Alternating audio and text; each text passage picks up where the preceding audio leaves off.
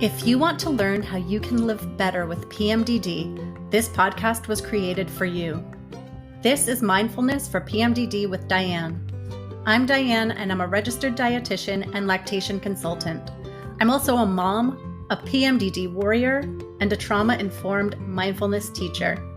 And this is where I discuss topics related to PMDD through the lens of mindfulness and meditation, and where I share all about how mindfulness has gotten me to a place of greater peace and acceptance with my PMDD. I also chat with people who have helped and inspired me along the way, so they can share their wisdom with you too. So let's get started.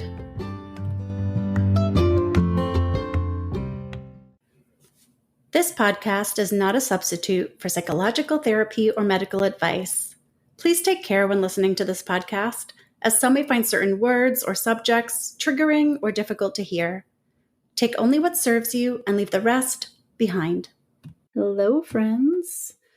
Welcome to the first official episode of Mindfulness for PMDD with Diane. I'm Diane, and I am a registered dietitian, lactation consultant, mindfulness teacher, and a mom. And I'm a person who lives with PMDD, or premenstrual dysphoric disorder. So today I want to give you a bit of an understanding of how I ended up here with a podcast about PMDD and mindfulness. And I want to share a little bit about my own experience living with PMDD and how mindfulness and meditation have helped me manage my own PMDD symptoms and ultimately get to a place where I feel like I've come to accept this diagnosis and am beginning to find a new, more sustainable way forward. But first, while I expect that most people who stumble upon this podcast will have some experience or understanding of PMDD, I do want to take a sec to just go over what it is. So PMDD is when the brain has an abnormal and outsized response to the normal hormonal changes associated with the menstrual cycle. So the IAPMD, which is the International Association for Premenstrual Disorders, describes it as a severe negative reaction in the brain to the natural rise and fall of estrogen and progesterone. So even though the condition is associated with hormonal changes, it's not a hormonal imbalance. And PMDD affects roughly 1 in 20 women and people assigned female at birth who are of reproductive age. So it's often described as a severe form of PMS, but I think probably a lot of other PMDDers will agree with me that description really just doesn't do justice to how debilitating this condition is. Symptoms of PMDD are both psychological and physical, and they come on during the luteal phase or the premenstrual phase. And the symptoms can start anywhere from 5 days before your period up to 2 whole weeks before the start of your bleed. And then they'll typically resolve within a few days of the start of the bleed. So the list of symptoms is quite long, so I'll try not to linger here, but I do want to share this because symptoms of PMDD are quite wide-ranging, I would say. So you've got mood and emotional changes like mood swings, feeling suddenly sad or tearful, or increased sensitivity to rejection. You may experience irritability, anger, or increased interpersonal conflict.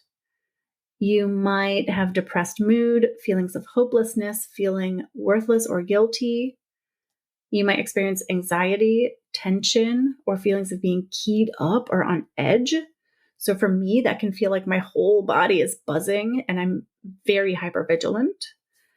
You might experience decreased interest in your usual activities like work or school or friends or hobbies. Oh, this is a big one for me. Difficulty concentrating, focusing, or thinking. what I like to call my PMDD brain fog. There's tiredness or low energy, which really, I feel like tiredness and low energy just doesn't even encompass it for me. For me, it sometimes can be like, a crushing fatigue or lethargy. You might experience changes in appetite, food cravings, overeating, or binge eating. You may experience hypersomnia, which is excessive sleepiness, or insomnia, trouble falling or staying asleep. There's feeling overwhelmed or out of control. And then physical symptoms like breast tenderness or breast swelling, joint or muscle pains and aches, bloating, weight gain. And in addition, as if that's not enough, those with PMDD are at increased risk for suicide and suicidal behavior. Now, for anyone who might be listening who doesn't have PMDD, imagine experiencing a variety of those symptoms every single month for up to 2 weeks at a time. It can very much feel like fully 50% of your time and your life is being taken away from you. And it can have a major impact on your relationships, your work, your feelings of self-worth. And I can tell you, I've experienced every single one of those symptoms at one point or another throughout my PMDD journey. This is probably a good time to do something that I'm going to try to do in every episode, which is to share where I am in my current cycle. And of course, on day one, on the very first, episode, it's a bit of a tricky one because as I record this, I am day 7, and usually day 7 is a really good day, but I'm experiencing something a bit interesting, and I'm not sure if maybe it's what I normally would experience on day 8 or 9 or 10. So, and this is a really good example of one of those things that it's like really great to hear other people's experiences to sort of get an understanding of where your thing shakes out in the grand scheme of things and kind of validate your own experience. So I have this thing, which I kind of call my breakout PMDD day, usually falling around day 8 or 9 or 10. And I've actually, it's definitely stood out to me as a real pattern. It's definitely happening every month, day 8 or 9 or 10. And I've had a couple other people with PMDD kind of confirm or validate this for me by sharing that they experienced this as well. But it's just such a strange thing that I normally don't hear about in like the readings and the research on PMDD.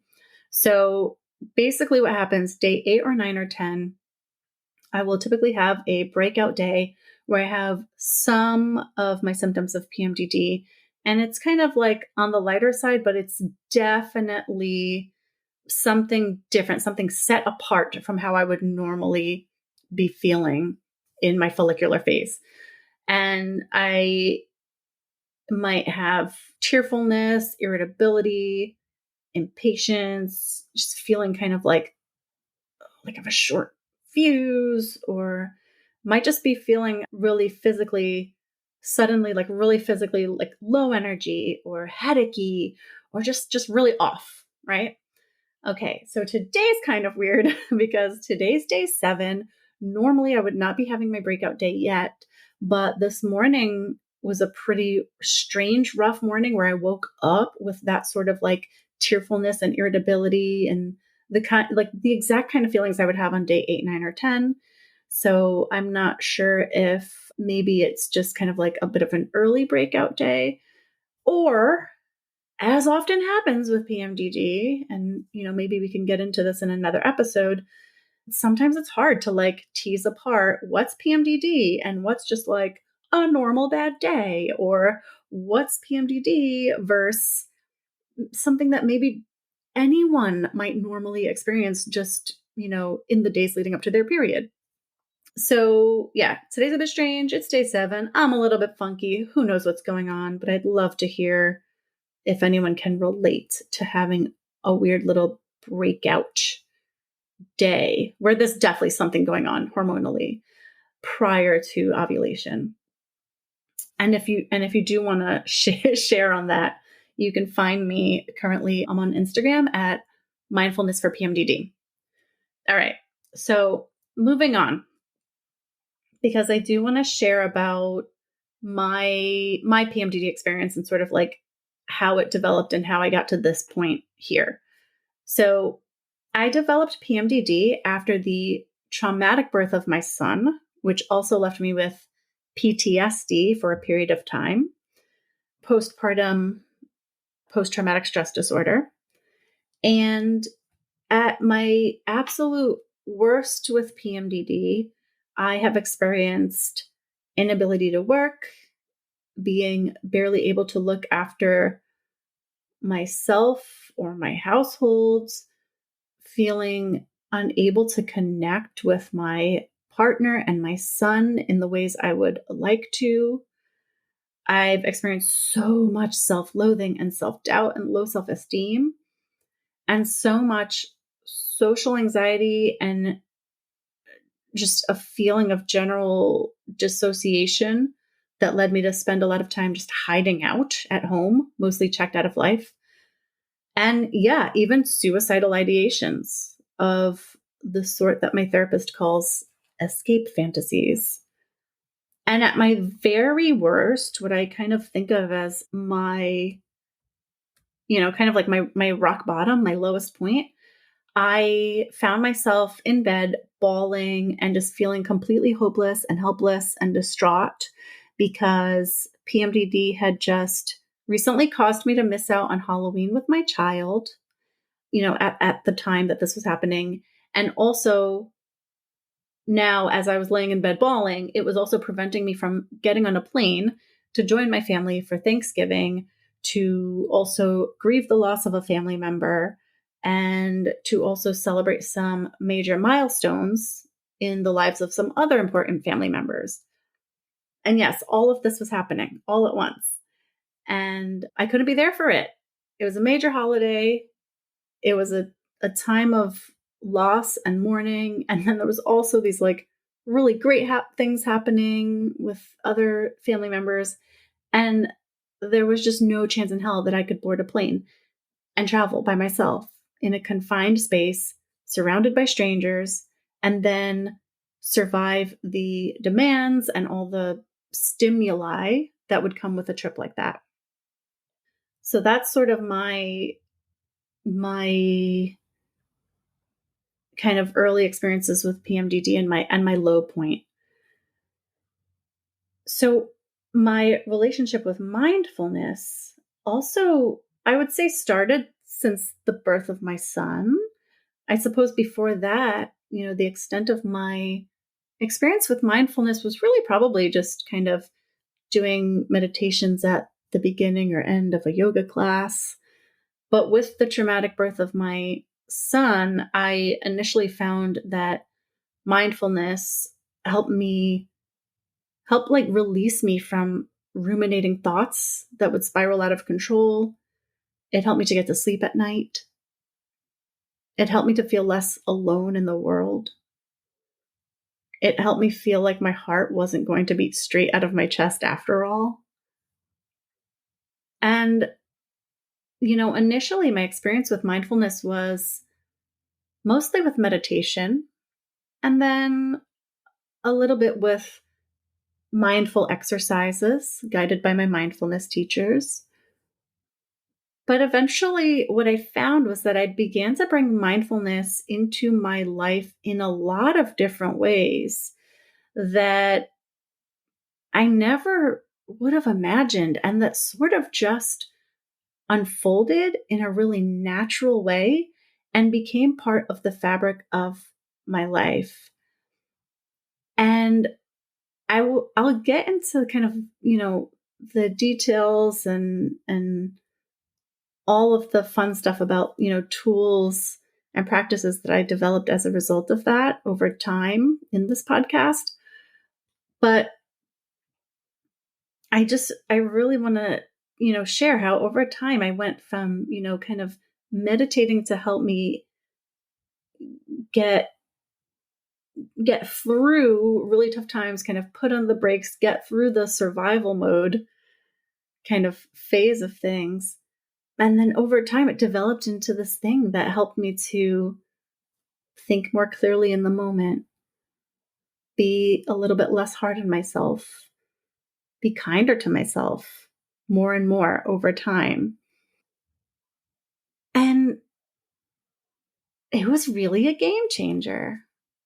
And eventually it was a life changer for me because it led me to this place that I'm at now where I feel accepting of my PMDD and no longer trying to fight it. And that's huge. That's the life changer part.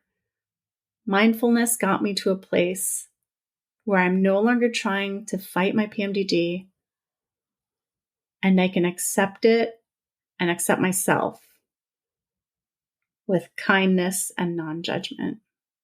And I think it's important to say that it isn't a magic pill and it's not necessarily for everyone. And it is a practice and it is a journey, for lack of a better word. And it is part of what is most likely, for most PMDDers, a wider combination of treatments and self-management tools that will look different from person to person. Because everyone's PMDD is a little bit different. And so the combination of treatments and tools that work for you will look a little bit different from those that work for the next PMDD warrior. So for me, that combination looks like medication, changes to my diet, changes to my exercise, cleaning up my sleep hygiene, getting back into therapy, and of course, mindfulness and meditation. That said, mindfulness and meditation have played such a big role in helping me to stay afloat when I felt like I was drowning, and kind of help me be able to hang in there with all my other sort of treatments and self-management tools and hang in there through the process and, and get through those really tough times where nothing else was really doing the trick. And I really can't overstate that. So much so that I decided to train as a 10 of Zen mindfulness teacher, and then as a trauma-informed mindfulness teacher. And at first it was just to help me in my own practice. I felt like it would give me the structure and accountability factor to really develop a mindfulness practice that would stick. And it did. But beyond that, eventually, mindfulness led to this revelation that in order to find a sustainable way forward with PMDD, I needed to get to a place of acceptance with it and just truly align my life, my work, and my thoughts to that acceptance. And in no way am I saying that needs to be your goal or that acceptance looks the same for everyone. But for me personally, once I realized that acceptance was the only way forward, I felt pulled to make that the driving force of everything in my life, for the time being at least. And that's when I realized I want to help other people with PMDD learn how to use these tools in navigating their own PMDD symptoms and struggles. Because the effect of mindfulness and meditation on my PMD experience has really been that profound. And by the way, I will say, I mentioned that acceptance doesn't need to be your goal right now. but also that I want to help other PMDDers, apply these tools to their own experiences and their own symptoms and their own struggles. And what I'm saying there is, for me, the magic of mindfulness as it relates to my PMDD is that it's gotten me to this place of acceptance and compassion. But that's not the only point in the PMDD journey or experience that it is useful, right? And so even if you're kind of still just feeling in like survival mode or the getting to know my own PMDD mode or whatever it is, trying to get a diagnosis, wherever you are in the experience, I do believe that there's a place for mindfulness if it's something that you are feeling open to. And so in the next few episodes, I want to share why I'm such a fan of mindfulness as a stress management tool for PMDD and a nervous system regulator, and why I like to focus specifically on trauma-informed mindfulness for PMDD. And I'll continue to let you in on what my own PMDD looks like, because I think that's really important. And then what I'd love to do in future episodes, it's also really dive deep into topics that I like to call PMDD mindfulness adjacent. So these are topics that might not seem so obviously linked to mindfulness for PMDD, and yet I cannot stop seeing the connection and wanting to explore that link a little bit more. So things like parenting with PMDD, work and career, entrepreneurship, nutrition for PMDD. I will discuss the self-loathing and low self-esteem and imposter syndrome that comes with PMDD, right? That's a heavy one, as well as how the stages of grief relate to acceptance of a PMDD diagnosis. I'm also really interested in exploring certain principles of mindfulness and even psychology that have had a big impact on me, but in a way that's really practical and like applicable to a life with PMDD. So things like radical acceptance and the idea of impermanence are things that have had a really big impression on me that I would love to kind of help apply in a really easily approachable way for someone living with PMDD. I also really want to learn about how mindfulness might perhaps help people with PMDD who also have ADHD or autism, because it's my understanding that there is an association there, or people with PMDD who identify as trans or non-binary. And of course, I will be sharing guided meditations and mindfulness exercises with you throughout the episodes along the way. So if you're listening and you're particularly interested in any of those topics, or you have some other ideas for me about PMDD mindfulness adjacent topics, please feel free to reach out. Again, I'm on Instagram at mindfulness for PMDD. Thank you so much for listening. I really, truly appreciate it. And I'm so excited, and I hope you are too. And I'm really looking forward to connecting with you. So I will hopefully see you in the episodes.